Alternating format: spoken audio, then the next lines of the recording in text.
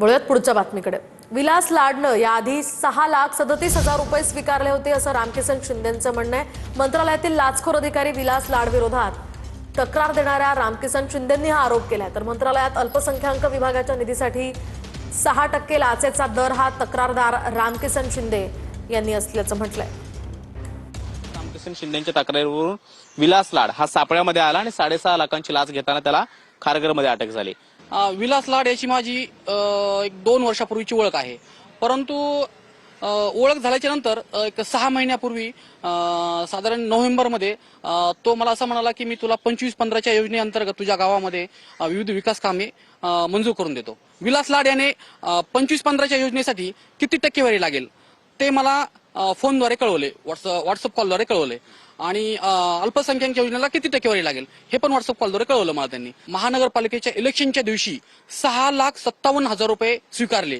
ते स्वीकारत असताना मी त्याचं पूर्ण रेकॉर्ड केलेलं आहे माझ्याकडे। त्याने कितीचे कसे बंडल घेतले, काय घेतले हे तो स्वतः त्यामध्ये कबूल करतोय। ते सगळं रेकॉर्ड माझ्याकडे आहे माझ्या मोबाईलमध्ये। माझ्याकडे व्हॉट्सअप चॅट आहे, त्यांचं पैसे मागणी केलेलं त्यांनी फोनद्वारे व्हॉट्सअप कॉलद्वारे मला जे पैशाची लाचेची मागणी केली त्याचं पण कॉल रेकॉर्ड आहे माझ्याकडे पूर्ण डिटेल।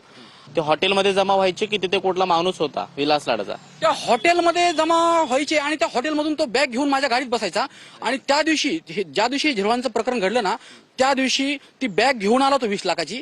मला त्यांनी त्या बॅगेत असे दाखवले पैसे, हे बघ म्हणला 20 लाख रुपये लोकांनी जमा करून ठेवलेत।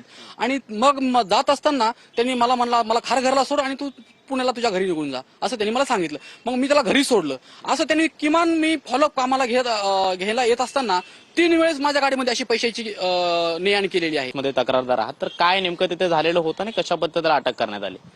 हे तर मी सगळं म्हणजे असं टीव्हीवर वगैरे कधीतरी बघितलेलं होतं की म्हणजे अशी कारवाई असते वगैरे, पण प्रत्यक्षात अनुभवही मी माझ्या आयुष्यामध्ये पहिल्याच वेळेस घेतला। मंत्रालयामध्ये प्रत्येक विभागामध्ये असे काही नासके कांदे म्हणजे आहेतच, तर असे काही नासके कांदे यांना एकदा जबर त्यांना बसावी म्हणून अशा विलास लाड सारख्या अधिकाऱ्यांना तुम्ही सस्पेंड न करता त्याला डायरेक्ट तुम्ही बडतर्फ करावं। कॅमेरामन अमित शिगवण सोबत मी कृष्णा सोनारवाडकर, TV9 मराठी, मुंबई।